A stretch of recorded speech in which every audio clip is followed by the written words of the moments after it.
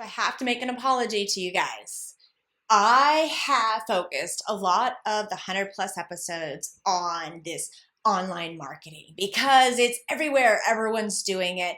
But I think we need to take a step back and realize, even if we're an online business, and especially if we are a brick and mortar or local business trying to reach local customers, that we need some guidance on how to market locally.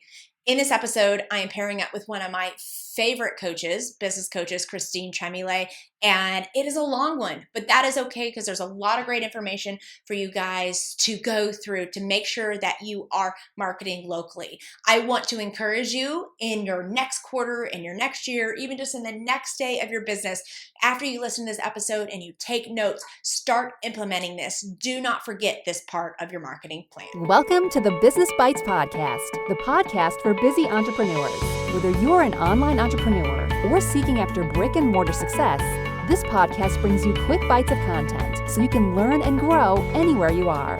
Now here's your host, Rachel Brainke. This episode is sponsored by Big Picture CPA. Big Picture CPA does for accounting and tax what my brand, The Law Talk, does for photographers. It is a tax resource with accounting and tax tools, as well as services that photographers can go to get, help with accounting and tax. In fact, Andrew and his team are my CPA firm that I trust all of my brands with, and I think you guys should check them out as well. They do bookkeeping, tax returns, file sales tax, and quarterly tax estimates, and answer all of the questions that you may have regarding taxes. No matter how stupid you may think they are, they won't make you feel stupid, and they'll definitely give you guys the insider knowledge that you need to make sure that you're making the right tax decisions in your business. Be sure to check out the website at cpa4photographers.com and let them know that I sent you. Hey guys, welcome to episode 104 of the Business Bites Podcast. I am your host, Rachel Brainke. Today I am joined with Christine Tremblay, and we were going to take a pivot on the marketing aspects of how we've talked on the Business Bites Podcast before. A lot of it has been online or referral type marketing, and now we're going to dig into marketing locally. All right, Christine, welcome to the show. Thank you for having me today. I'm excited. We were supposed to record this in person when we were together a couple weeks ago, but we were too busy masterminding and planning on how to take over the world. But I'm glad we can do this now. Me too. I'm so excited. Well, guys, she's been on the podcast before, and I'm going to link all of this in the show notes at rachelbrainke.com/EPI104. So I'll put Christine's other episode, all the information about her. But Christine, tell us a little bit about yourself and the businesses you've been in, and then we'll jump right into marketing locally. So all the businesses I've been in over the years would take us a really, really super long time. So Reader's Digest version, back in 2000, I started blogging, but I also started working for a web agency. And in 2003, my geek claim to fame, I named WordPress. And fast forward 2007, I decided it was time to go live the dream, which for me was becoming a professional photographer. And I did wedding photography, eventually boudoir photography. But what I think really stands out for me is because of taking the digital strategy tactics that I had learned over the years in the web industry. When I launched my business in 2007, I was fully booked. I was charging upper mid-level rates, almost getting into the higher market rates. For my wedding clients, I was not coming in on the ground floor of rates. And I was still fully booked with like 26 or 27 weddings my first year in business, and stayed that way every year. Over time, people always came to me and they were like, how'd you do it? How did you get that? And I always used to credit my blog. But what I realized in the past year was when I look back and I was actually looking back at what clients told me over the years. Where did they come from? And they were finding me also through social media and the local connections that I had made. And I realized it wasn't just my blog. It was my blog plus social media. 2007, we only really had Twitter. But now I feel like with Instagram, that is so ripe for people to use it if you're a local service provider, to really dig in and use Instagram to blow up your business. Yeah, and you know what's interesting is I feel like since there's been such a shift into the online sphere, there's not a lot of people sharing about how to market locally. And so I think this is why a great place for you to be. And in fact, you just released a InstaLocal planner. Do you want to share a bit about that? And then we'll dig into some more of the specifics. I did. I have a planner with 365 prompts. Well, okay, I keep saying 365 and I keep remembering next year's like 2020, or this year is a leap year. So 2020 is a leap year. So there's 366 prompts to just help people, like, what should I post today? Because I find, when you're trying to post content regularly, after a while, you're like, should I promote something, or is that wrong? And also, how do I bring in my local connections into everything else that I'm posting? How do I get this content out there? Because I feel that you should identify a core group of local business owners that are business adjacent to you and celebrate what they're doing in addition to what you're already saying about yourself. So let's flesh that out a little bit. Can you give an example? Sure. I'm going to use myself as my initial example. So I was a wedding photographer, and I live in I'm in Houston, and I live in a neighborhood called the Heights, which, if you're in Houston, you know where the Heights are. And a new restaurant opens in my neighborhood. The majority of my clients are from the Heights. So even when I was doing a lot of destination work, I had clients all over the world. I had an audience that was a bit more global, but the bread and butter of my business was local. And that's another really important point here.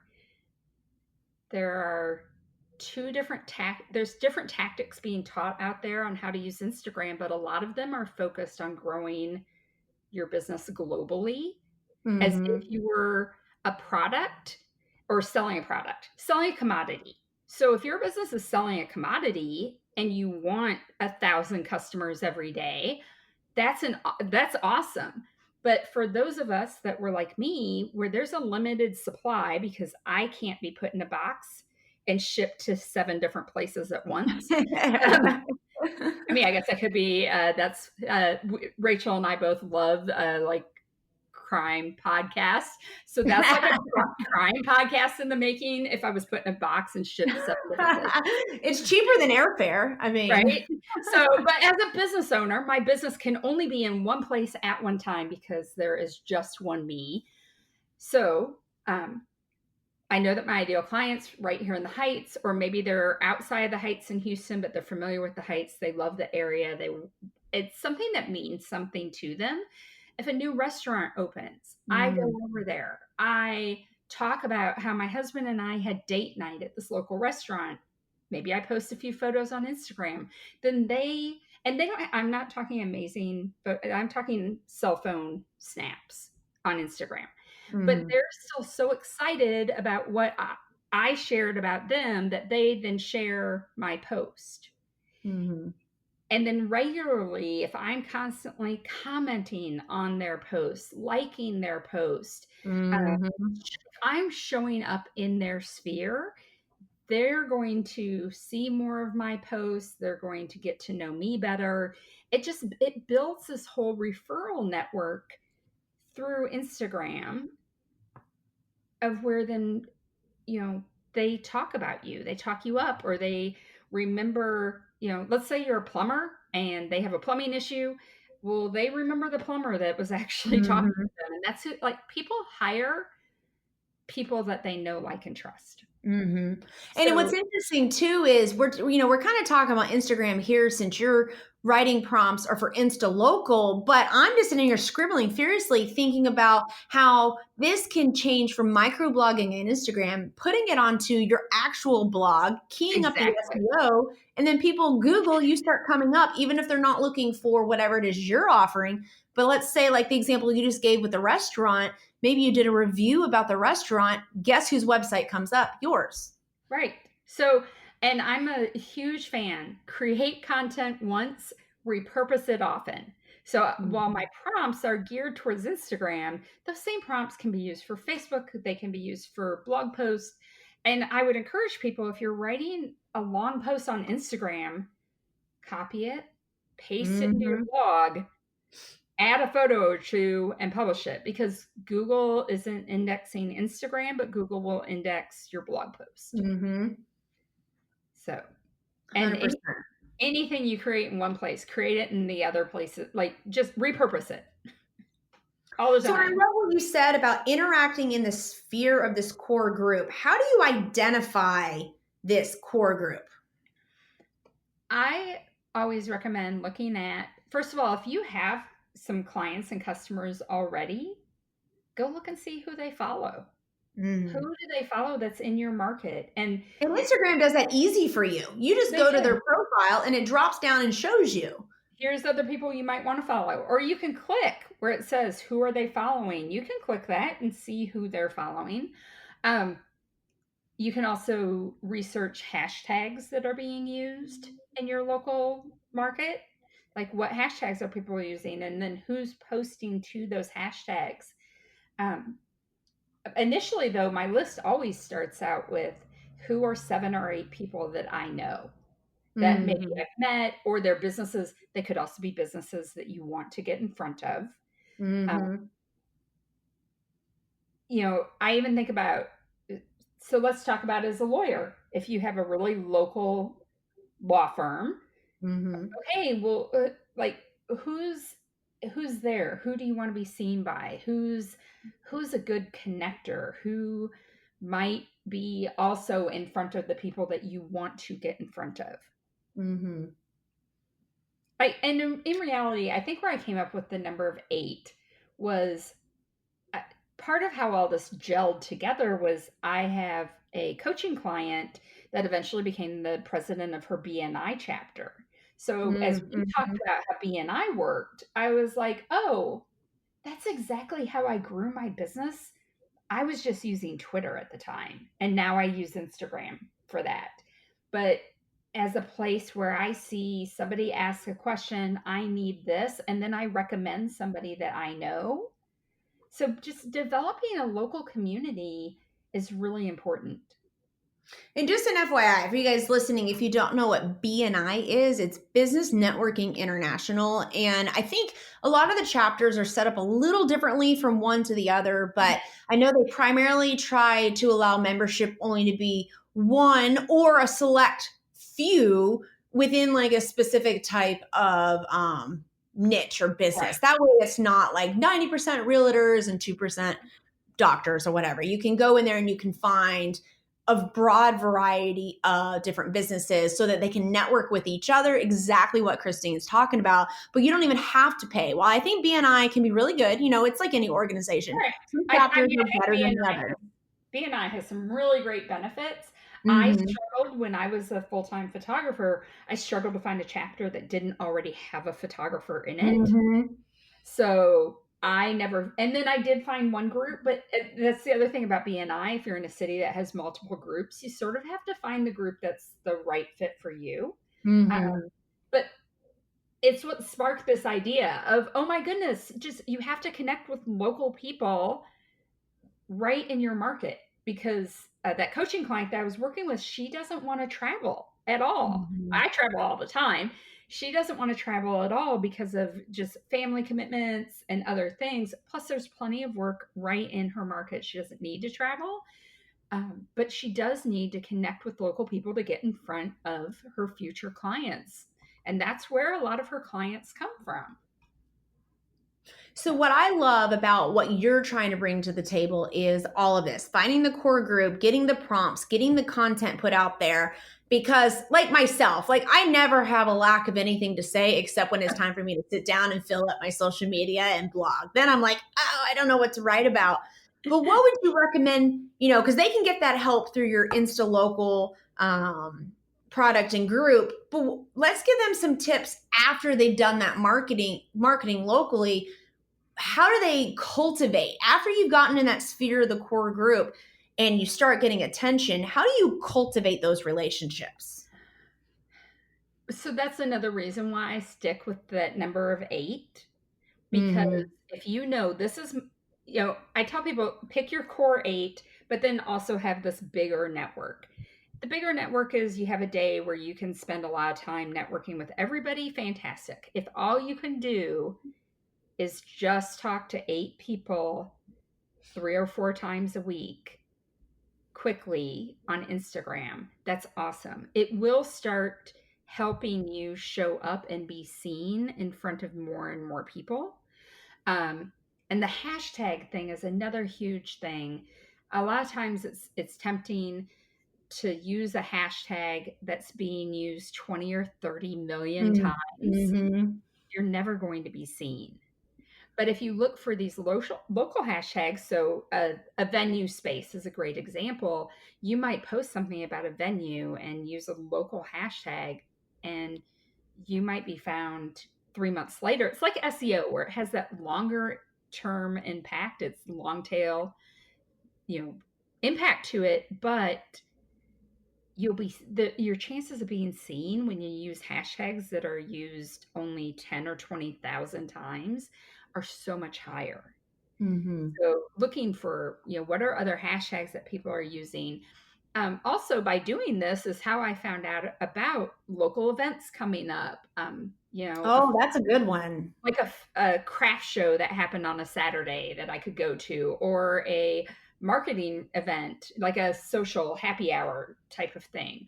It wouldn't have even come across my radar otherwise, but since one of the people in my core group of 8 people that I really diligently follow posted about it, I was like, oh, hey, she's going to be there. I really want to connect with her.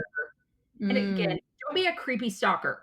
I'm not a lawyer, but Rachel is, but she's not your lawyer, but both of us can tell you don't be a creepy stalker. But, if you see that this public event is happening, go, show up, get to know the people that are there, connect with them in person. I think a lot of people that are entrepreneurs can be introverts at times. So it's tempting to just stay behind the screen. Or we're busy running businesses. So it's really tempting. Like, I'm just going to run my business head down. That's all I have time for. But you need a network. And there's so much truth to that statement of your network is your net worth. And as I started putting all this together and doing research over the past year, I realized that for so many of us, we use Instagram to connect with our peers. So people that are doing the same thing that we're doing all over the world, but they're never going to be our clients. Like, that's not who's ever going to call me to hire me. Who's going to be my client is somebody in the local market. That's who I need to be talking to. That's who I need to be getting in front of. So we already know everything we do on Instagram tells the Instagram algorithm something. And if all the people that you are posting on their post or liking or even looking at their post are people that are global, Instagram is cutting back on how many local people it's showing your stuff to. Well, what's interesting, I want to share kind of my own experience with this. It's the local Chamber of Commerce is also a good one. Again, it depends on where you live. Some are good, some are bad. Some that have their own positives, negatives, may not suit your business. But last year, when I first got the info for Chamber of Commerce, when I looked at like the levels of membership to buy in, I was like, oh, well, it doesn't do X number of Facebook blasts. It doesn't include putting in the directory. It doesn't include doing like a ribbon cutting. And I was so focused on those things. But I was like, you know what? I'm just going to sign up anyways. I'll go to a couple events. Let me tell you, every single time I've gone to an event, I've walked away with a client. Right. And I say that humbly, but it shows you the touch points in creating of relationships. And at a minimum, I had one client out of every event. Now, on the flip side, that also can be a drawback too. I know that when I go to an event, I'm going to end up with additional clients. I may be too busy to take on additional ones, but it all depends. But it's good to know. And so my whole perspective now that the next year of our Chamber of Commerce style, our Chamber of Commerce, what's it called? Referral. No, I'm sorry. Renewal. That's the word. Mhm. The renewal. I was, my assistant's like, oh, look at this. You get this now on Facebook. I'm like, I don't care about any of that really. I mean, it's great. That's included. But which events can I go to? Which tiers? Who can I really reach out and touch? Because I know they were also promoting, oh, you get to go to this with this senator and that. And I was like, the senator's not my potential client. There's Right. no, I mean, maybe I could go for educational purposes, but the senator is not going to become my client. Right. It's so important to just be really aware of who's my potential client and where are they hanging out at? How do I meet them? And I mentioned commenting on these people's posts, and you made me think of something with what you were just saying about those in-person events. When you comment on that post, say something truly genuine. Oh, Like, yeah.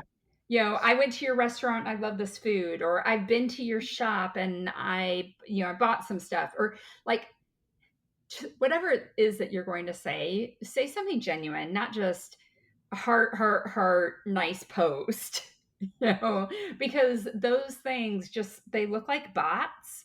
And don't use bots. and don't use bots. I mean, and I don't even, especially for that core group of people, your business adjacent people.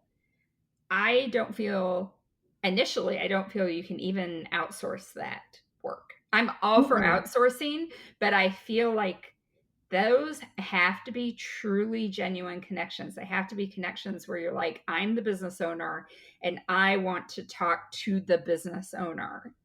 I mean, I was at an event Saturday night and somehow managed to talk to the owner of the venue, which was fantastic because there are some ways that I'm already thinking of that we could work together. Right away he was talking about how they have a new restaurant opening next door. And I was thinking to myself, oh, if I gathered a bunch of people together in this space when they were first opening, that would help them out. He would probably let me make a reservation for 30 or 40 people to show up so that he got his bit. I mean, like, we can give and take. I can say, because I'm still involved in the Houston photography community, I can say, hey, I'm going to bring 40 photographers here. Can I make an arrangement with you for that? Can I help 40 people see your business venue? One thing I wanted to mention here for those that are listening, that you may have felt paralyzed or blocked from entertaining marketing locally. I mean, we're talking about grounding this in Instagram and social media and blogging, but getting out there obviously is really what you need to do to get the real touch points for your local people. But don't feel like you have to walk into a room and have a killer elevator pitch. You can make fun conversation, normal, friendly conversation, exchange business cards, and follow up via email afterwards. Exactly. I mean, I collected 4 or 5 business cards Saturday night. It wasn't actually a networking event. It was not that sort of event, but I managed to I was talking to people and then they were like, wait, let me go get my card for you. And so today I'm going to sit down this afternoon and write those people and just connect with them. I'm not going to pitch anything to them. It was great meeting you. I enjoyed talking to you about this thing that, whatever it was that we talked about. Which I'm glad you mentioned that. Make sure you're not copying and pasting the exact same email to everyone. That's one of the things is I meet tons of people when I go to conferences, but the emails that stand out to me are ones that remind me who they were, what we talked about, and really what they're after or what the next steps for our relationship is. Well, and that's my secret tip. I believe I have my own photo on my business card so that when I hand my business card to somebody later on and they look at that business card, they're going to remember who gave them that business card. They're not going to sit back later and go, gosh, where did I get this card from? Who was that person? For some people, it's a matter of like have 2 sets of business cards, but one is the business cards that you hand to other business owners that you want to be networking with. And again, it's not making a pitch to people. It's just a genuine, hey, it was good meeting you. I enjoyed that. Let's keep in touch. But how often do we say, oh my God, I love meeting you. Let's keep in touch. And then you don't talk to that person again until Till the next networking chamber event next year. Right. A year later. Okay, now you met somebody and they're interesting and you had a good connection. Go start following them and just make a note 3 times a week. Show up and make a comment on their Instagram account. Mm-hmm. Just show up and talk to them like a human. Like a human. Like a human. As a human, not as your business. Because That's that struggle though, right? Because I built a business around what I'm passionate about. So I am my business, but sometimes I need to go back to just being me. And actually, let's talk about that for a second, because that's something that I struggle with. And I use the term struggle loosely, so stick with me on this, guys.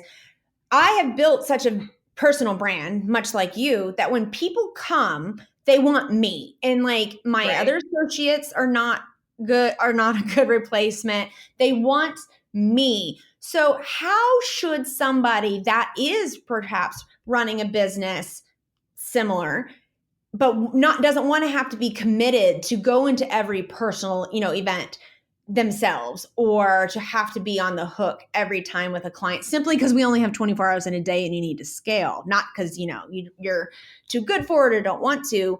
I guess my question is, how should you and I guide people on that, Christine? Because I still feel like it's a dance for myself. I think it's for the most part, it's a matter of empowerment. Here's what I go back to. At the first web agency I worked at, like, went under in a blaze of glory in the .com I heard all about it. It was actually early 2000. So the second web agency that I was working for, I originally had on the sidebar of my blog, because I was already blogging, had on my sidebar that I worked for that agency. And the company owner came to me and he said, I want you to take that down. Because he felt I was impacting their Google results. If you search for the company name, my website came up, probably even higher than theirs did. So he did not empower me to speak about the company. So I wasn't allowed to use the name of the company that I worked for in anything that I did. And I fought him on this. I was like, this is silly. I'm like, why don't you want me to do this? A couple months later, we received a RFP, a request for proposal, from SeaWorld. And the reason that the woman had reached out was because she was a longtime reader of my personal blog. She loved my blog's design aesthetic, and she figured if I worked at a web agency, it must be a cool agency based on my blog. So that's the whole reason why we got the inquiry. Now, we didn't win the job because part of what they needed was out of the scope of services we even offered. They really needed like an advertising company, because they needed all sorts of like film commercials created and stuff. And that was just out of the scope of what we offered. But it was so eye-opening for me that she had connected with me on a personal level, that after she got home from work, she was reading my personal blog. But that made her pitch me to the team of, hey, we need to reach out to this woman about the agency she's at. So, of course, after that, my boss came to me and was like, hey, put the company name everywhere.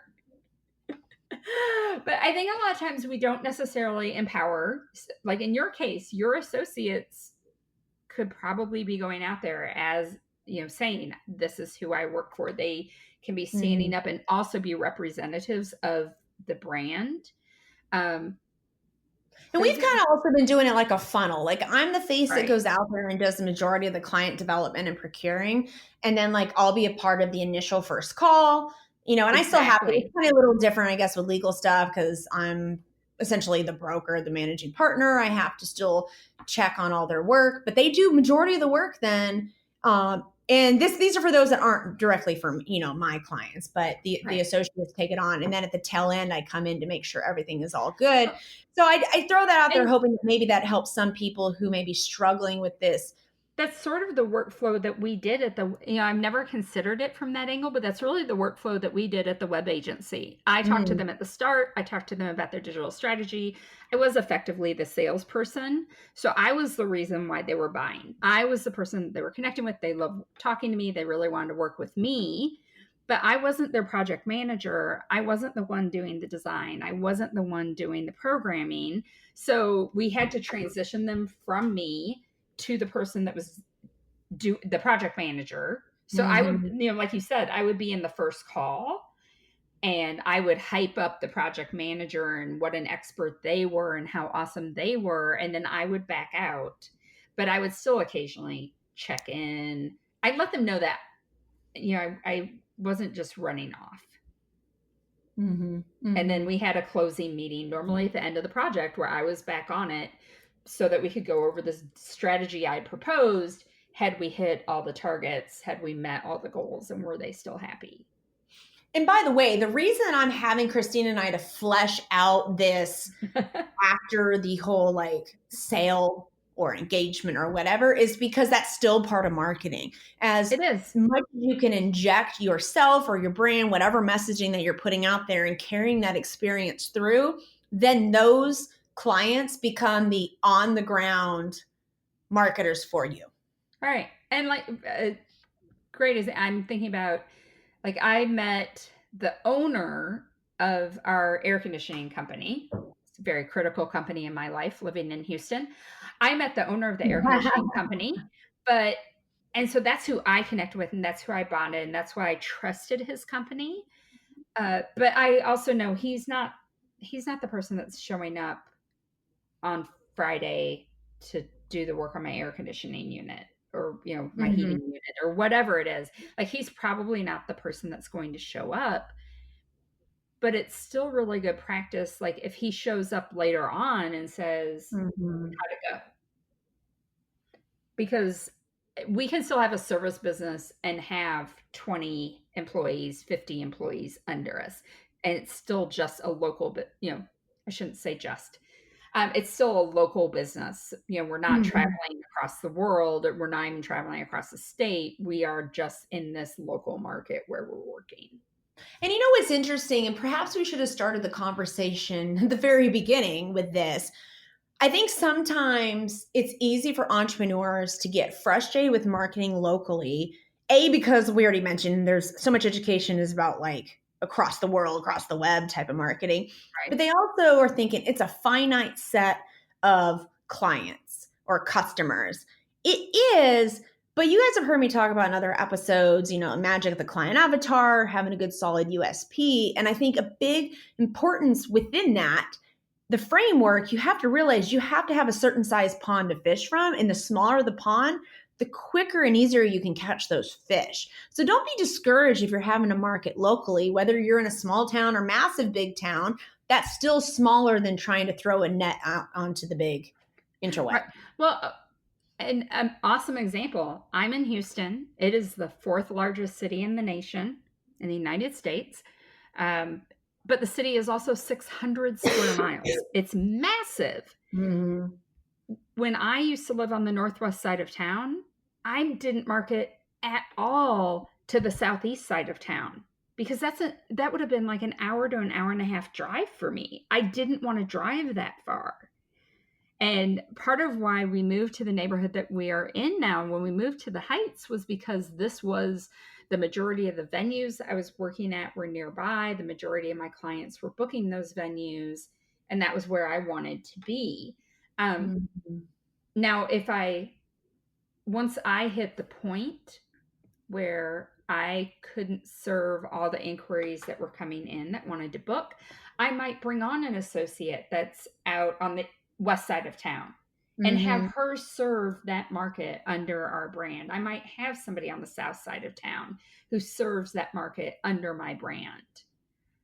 So there are so many different ways to run a business, whether solo or you have employees or you have hundreds of employees. All of them are valid options. I think that you have to know what your goal is. How many? It's such an important number. I don't feel like enough people talk about it.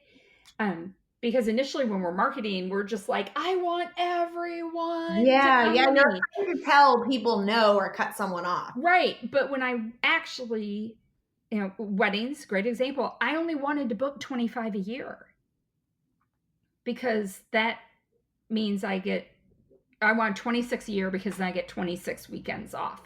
So I wanted like 26 a year.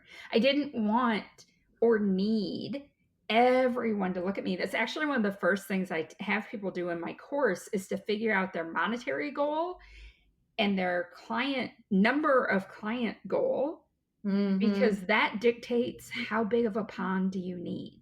Yeah. If you only need or want 200 customers a year, 300 customers a year, you don't need 10,000 people to see you necessarily to get that. So think about what that goal is and how do you get in front of the right people. How many followers you have is it's a vanity metric. I'm glad you mentioned that because I was going to say that earlier. And actually, I think Christine and I, we went toe to toe on Facebook, and I actually have to do a video on this like last week. If you guys don't know, Christine and I are fairly good friends. We travel a lot together when we do speaking stuff. And we went we easily go toe to toe together. People probably think that we're fighting, and we're just actually like, we're hashing it out, but not fighting. We're just like talking through it because I think that's how we both process it. Yes. And Christine's one of those people that you just heard it. Vanity metrics, don't need to worry about the numbers. And I agree, but to a point. I do think that there's an element in this day and age where it is what it is. It's social proof. Having numbers of followers is important. Now, let me stop you guys right there. I agree from the social proof perspective. Okay. All right. I'm going to go into it here in a second. But by the way, guys, do not run and go buy followers because it's going to skew your algorithms. You might lose your accounts. It's not worth anything. What Christine and I ended up getting into the other day, and this is actually perfect for this marketing locally stuff. There was like this viral copy paste, put this on your personal page so people will go follow your business page, invite them to do this, invite them to do that.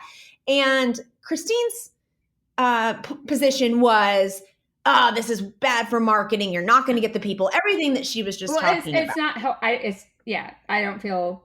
I ended up getting invited to like a car dealership in Ohio, invited to like a hair salon in Eastern Washington. I was just invited to like something else that was like a local business in New Jersey. And my position was like what the viral post was that was going around was invite all your friends and then tell them to invite all of their Facebook friends.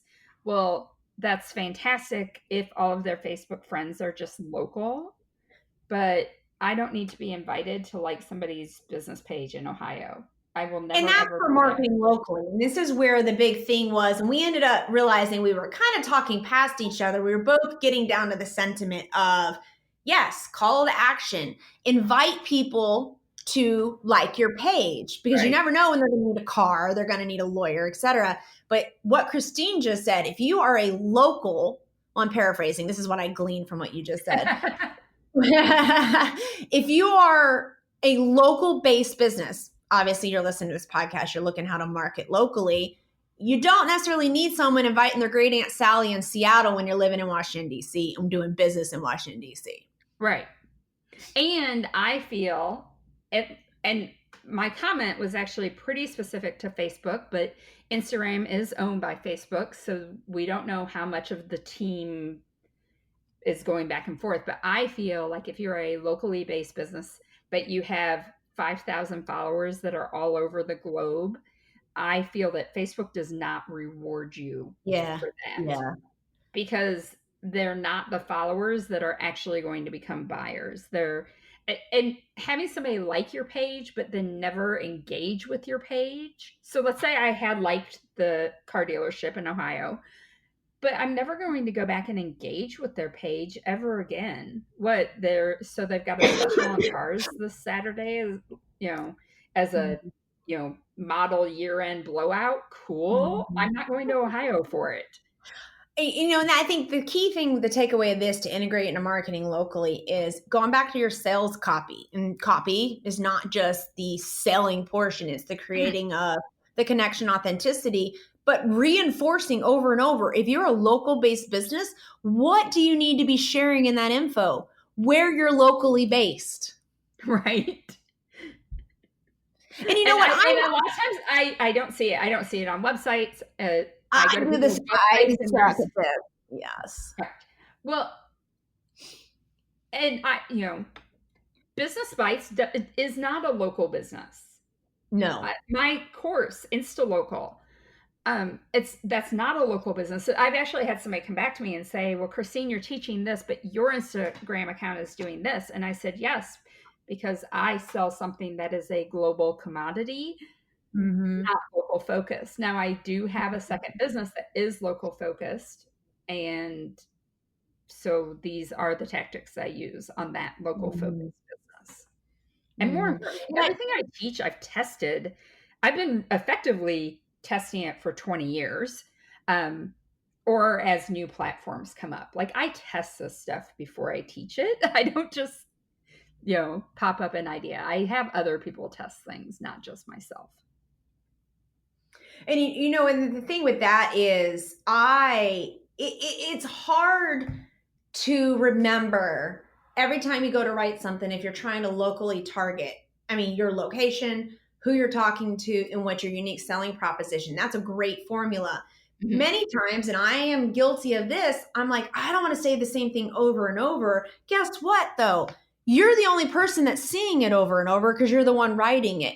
Not everyone else is sitting with rapt attention on their Instagram or Facebook feed, waiting to see what you're going to post, right? Right. There's a chance that they're not going to see half, if that, of what you post. And if your business has core foundational messages, this is another thing that I actually teach in the class, is I have people create a manifesto for their business. So, like, what are the things that you as a business stand for? Mm-hmm. Whether if you have a team working with you or if it's just you solo, either way, what do you stand for? Because then you can go back and look at that and be like, oh, I stand for this. I'm going to talk about this today. I stand for that. I'm going to talk about that today. Because I feel like if you don't know those things, that also leads to feeling like you're repeating yourself. But if you have 10 items on your manifesto and you spread out talking about those over the weeks, each time you talk about the same thing, if you're truly passionate in something, if you truly, truly believe in it, you're still going to present it a little differently each time. Mm-hmm. They're going to hear you differently. Or maybe they weren't ready to hear you the first time you posted it, but now they are. And that's okay too. Everyone in your audience, your potential customers, locally or online even, are all in a different phase. Think of it also like touch points. Are they on touch point number 1 with you or touch point number 7 or 10? Right. They're going to have a different mindset.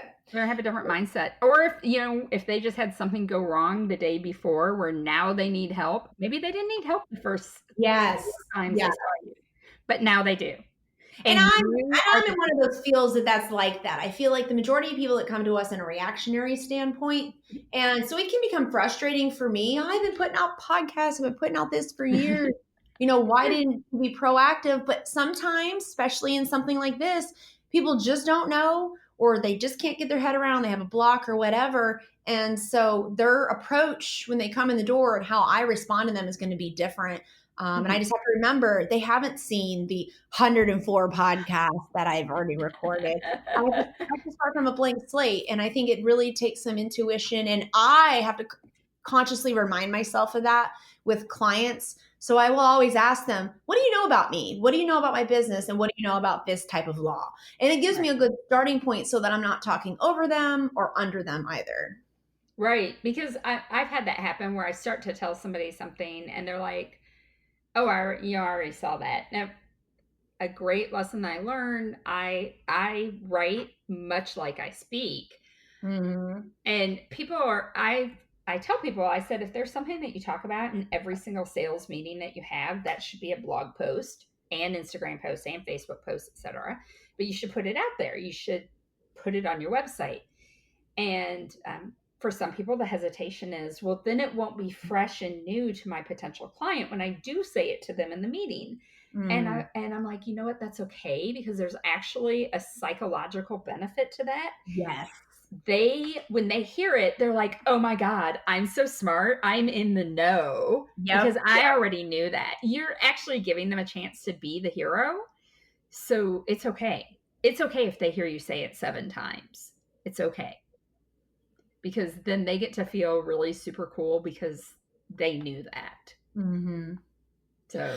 So let's do a recap on this. We've kind of gone through the life cycle of marketing locally online to in person, getting that core group, interacting with them, microblogging, actual blogging, SEO, interacting, going to in-person stuff, doing follow-ups. Yep. Oh my God, do follow-ups. Yes. Do follow-ups.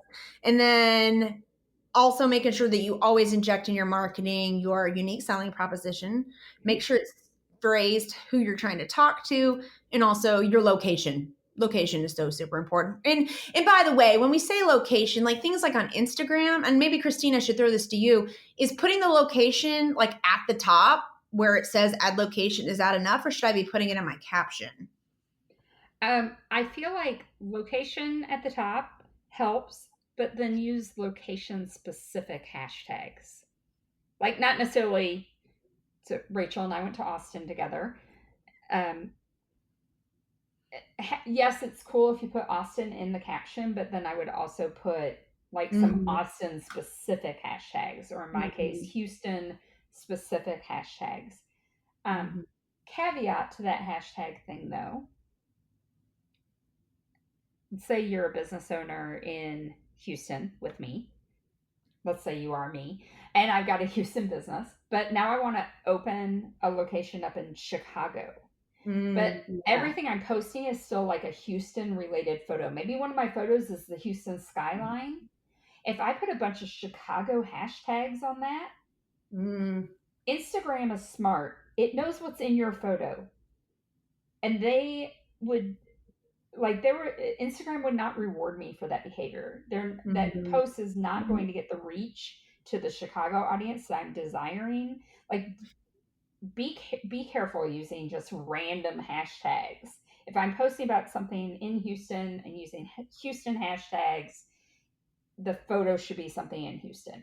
It shouldn't be my trip to Austin with a bunch of Houston hashtags on it. Yeah. And it's so funny because just look at the way that technology has changed with iPhone recognizes when there's a dog in the photo and all of that. All of these websites and social media platforms are doing that. Yeah, they're smart. And it's just getting smarter by the day.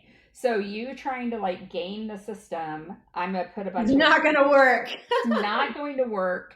And that's really what the algorithm is. The algorithm is truly rewarding the behavior that the platform wants. So that's where you get, kind of smacked down by Instagram.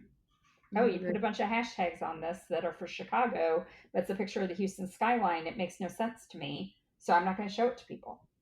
You know what's funny about this episode, as like a quick recap here? I feel like we talk about a lot of stuff for the last like 45 minutes that seems on the surface very common sense.